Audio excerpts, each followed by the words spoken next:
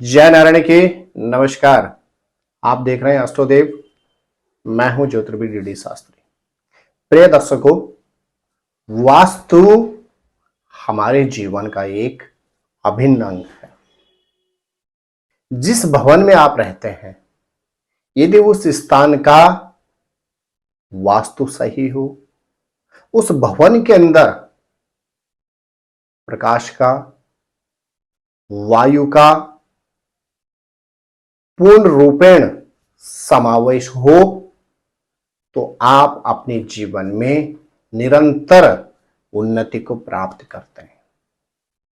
लेकिन यदि वही आपका मकान, जिस भवन में आप रहते हैं, यदि वह मकान वास्तु के अनुरूप न हो, उस घर के अंदर सही दिशाओं से हवाओं का प्रवेश न हो, तो एक अवधि में आपको शारीरिक, मानसिक और आर्थिक क्षेत्र में अत्यधिक परेशानी का सामना करना पड़ता है।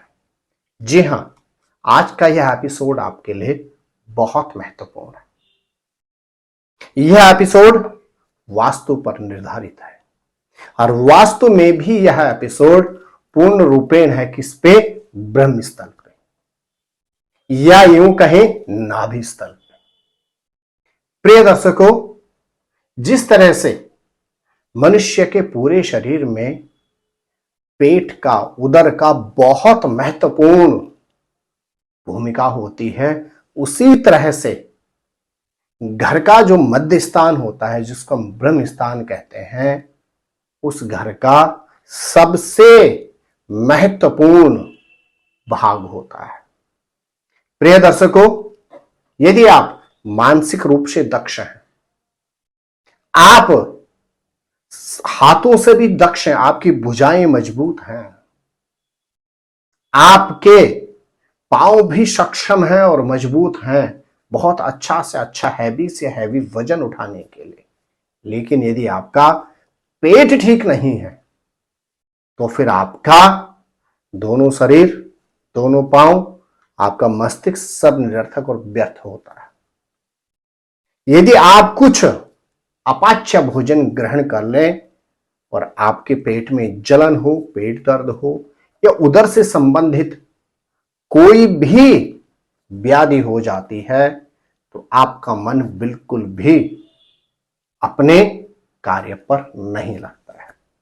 ठीक उसी तरह से आपके घर के अंदर सारी दिशाएं अच्छी हैं, आपने पूर्ण रूपेण अपने भवन को, अपने मकान को वास्तु के अनुसार अनुरूप बनाया है, लेकिन यदि आपने ब्रह्म स्थल को दूषित कर दिया है, तो आप मान के चलेगा उस स्थल की जो औरा है, उस स्थान की जो औरा है, आपके लिए विष के समान होती है। अब आप कहेंगे, शास्त्री जी, ब्रह्म स्थान कौन सा होता है?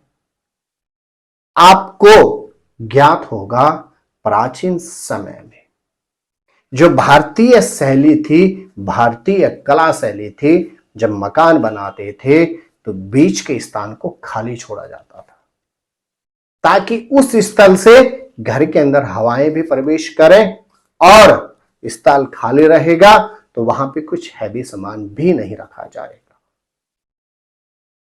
बिल्कुल जो सेंटर भाग होता है घर का, कोशिश करनी चाहिए कि उस स्थल को बिल्कुल खाली रखा जाए।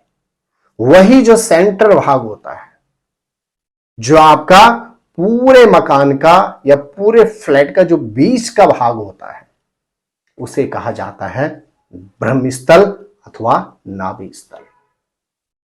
आप ये मान के चले कि पूरे घर का जो सेंटर पॉइंट है, ब्रह्म स्थल है, मध्य जो भाग है, उसमें कम से कम, पहले से अधिक नहीं तो कम से कम 1.25 फुट लंबाई, 1.25 फुट चौड़ाई जो भाग आएगा, उसे कहा जाएगा ब्रह्म स्थल।